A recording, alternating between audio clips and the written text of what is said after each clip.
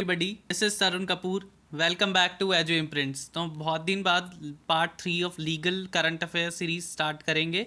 सो आप मेरी other playlist channel पर फॉलो कर सकते हैं। इंडियन पॉलिटी की, very important for your law entrances and the competitive exams, and the legal current affair series that is very important for your LLB entrances. Please go through each and every video because each and every one is very relevant. And you can also follow the current affair videos on the channel. And the previous year polity MCQs I have solved almost of 3 university, PU, DU and the BHU. And the mock test series you can follow of constitution, contract, tort, IPC, family law, and the legal aptitude miscellaneous questions other than these 5 subjects. So these are the 2 series which are dedicated for the legal current affairs. Legal current affair for 2020 exam and the mock test series for the legal current affairs is very important. Both these series are important for the low entrances.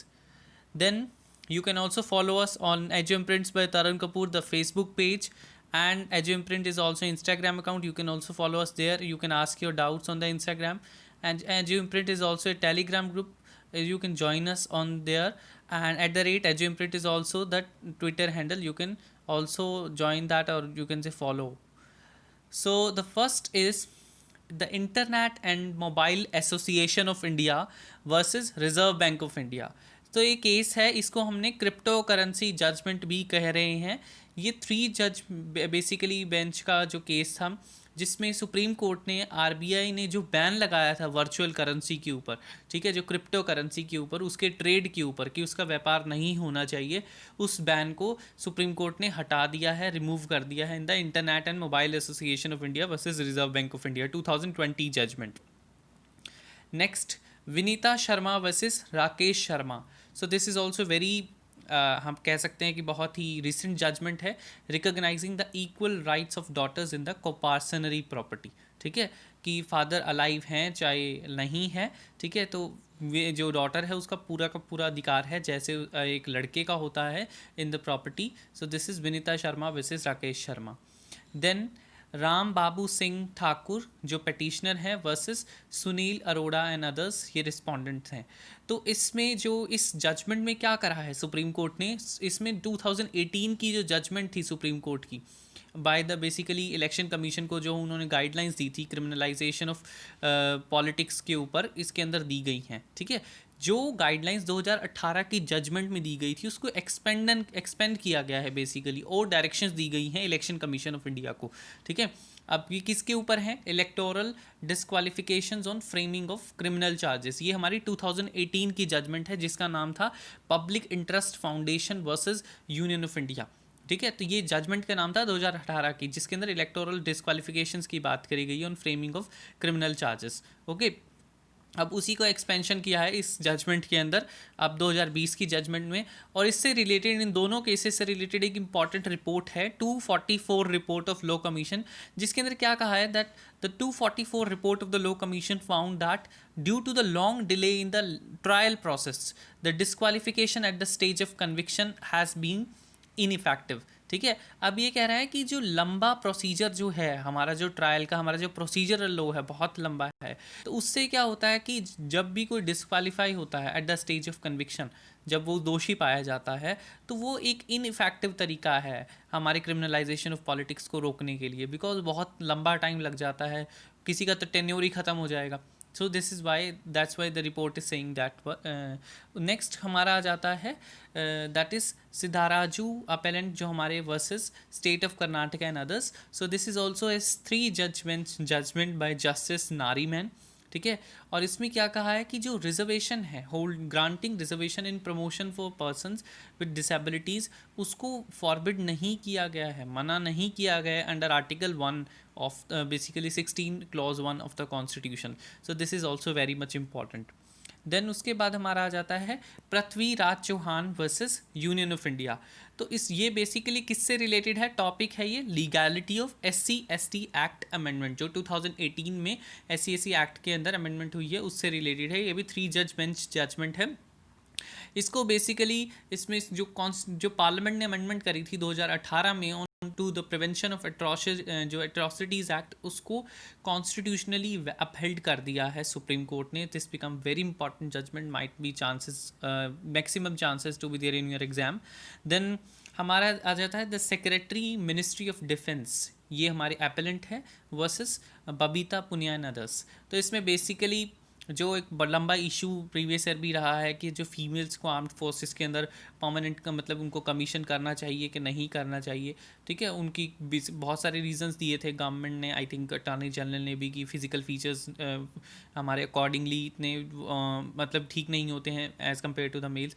तो इस तरीके से मगर supreme court की इस judgement में supreme Court ने कहा है कि सिमिलरली मेल्स की तरह फीमेल्स को भी परमानेंट कमीशन करना चाहिए. ठीक है, इस तरह की 2 जजमेंट्स आई हैं हमारी. फरवरी में भी आई है, मार्च में भी आई है 2020 में. ये हमारी 2020 की मार्च की जजमेंट है, तो डू रिमेंबर दिस.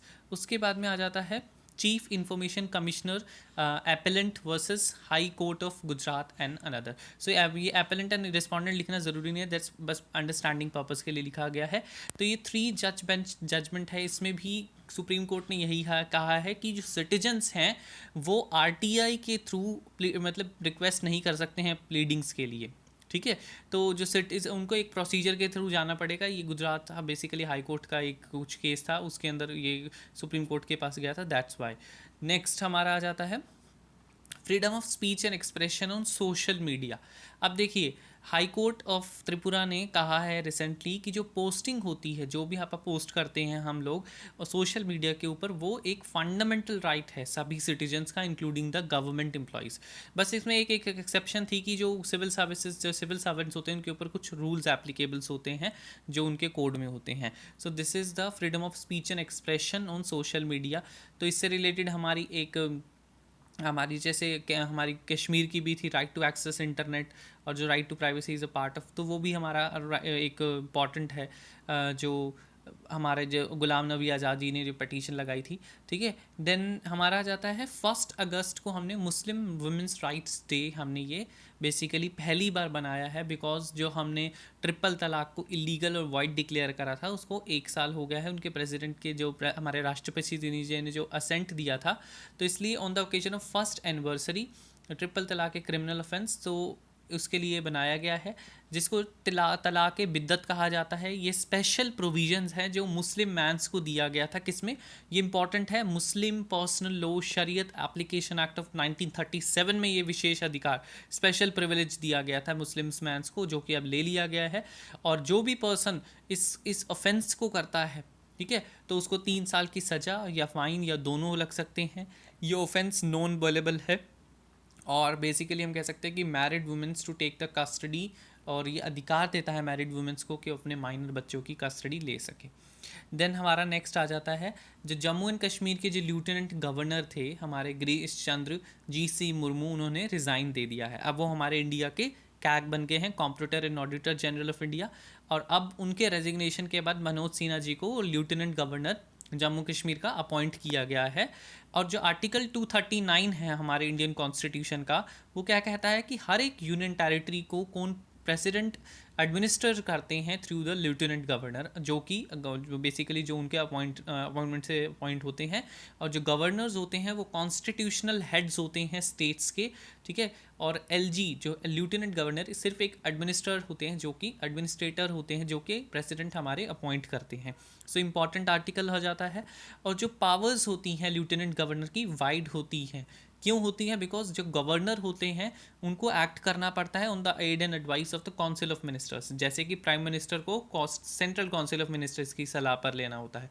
मगर जो लेफ्टिनेंट गवर्नर्स होते हैं उनको काउंसिल ऑफ मिनिस्टर्स की एडवाइस लेने का, अप्रूवल लेने का कोई ज़रूरत नहीं है. You can take the example of Delhi. अब ये इंपॉर्टेंट फैक्ट्स आप याद रखना कि अब इंडिया में 3 ही यूनियन टेरिटरीज़ हैं, जहाँ पर हमारी 3 हो गई हैं, जहाँ पर हमारी असेंबली है दिल्ली, पुडुचेरी, और अब जो हमारी Jammu and Kashmir.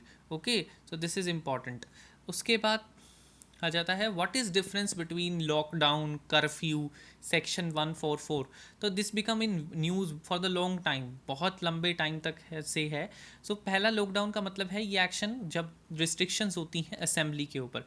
Essential services आपको मिलती है लॉकडाउन के अंदर. लॉकडाउन जो होता है या तो वो कलेक्टर लगाता है या चीफ मेडिकल ऑफिसर लगाते हैं। अब चीफ मेडिकल ऑफिसर किसके लिए लगाएंगे, किस एक्ट के अंडर लगाएंगे, एपिडेमिक डिजीज एक्ट, जिसके लिए अपने स्पेशल वीडियो बनाई है, यू कैन सी दैट। और विद लॉकडाउन बीइंग इम्पोज्ड तो 5 से ज़्यादा लोग इकट्ठे असेंबल नहीं हो सकते हैं।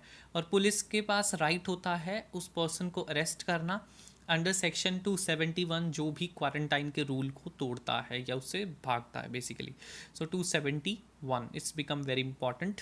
देन हमारा देखते हैं सेक्शन 144, जो कि हमारा आईपीसी का है, जो कहता है कि 5 से ज़्यादा बंदों की असेंबली अलाउड नहीं है। तो हमारा पता है हमें, और उसके कुछ 5 ऑब्जेक्टिव्स हैं, उसमें वो भी देख सकते हैं आप।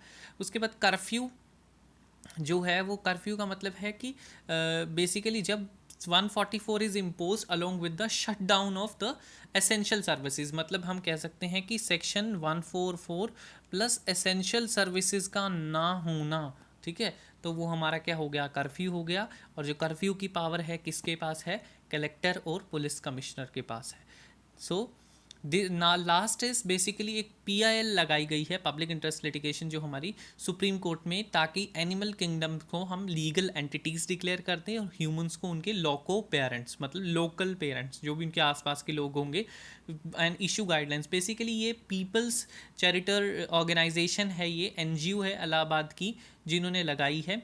एडवोकेट सशवंत आनंद एंड देवाश सक्सेना ने प्रिवेंटिंग द एनिमल क्रूएल्टी को प्रिवेंट करने के लिए by strengthening the animal protection laws in the country, ठीक है। तो बेसिकली इस जज जो बेसिकली जो पीआईएल लगाई है गई है, इसमें 2 जजमेंट्स मेंशन करी गई हैं by the petitioners, by the याचिकाकर्ता, कि इसमें बेसिकली एक मैंने आपको पहले भी बताई है in one of the videos, कि जो हमारी Punjab and Haryana high court है, उसने Karnail Singh versus and others versus state of Haryana में, और उत्तराखंड की एक हाई कोर्ट की भी एक जजमेंट है, जिसके अंदर उन्होंने बेसिकली दोनों हाई कोर्ट्स ने कहा है कि जो एनिमल्स हैं वो लीगल एंटिटीज़ हैं, और जो पर्सन्स हैं उस स्टेट के जहाँ पर वो हैं वो उनके लोको पेरेंट्स हैं। तो दिस इज़ ये सिर्फ बेसिकली इंपॉर्टेंट ज़्यादा है बिकॉज हरियाणा की जजमेंट बहुत बार देखी गई है। So these are the legal current affairs of part 3, and you should watch the part 1 and part 2 also, and the MCQ series of the legal current affairs. So if you like my videos, please do like, comment and share my videos to your friends, and do not forget to click on the subscribe button and hit the bell icon so that you can get the notifications automatically. Thank you so much. Hope to see you all in the next session.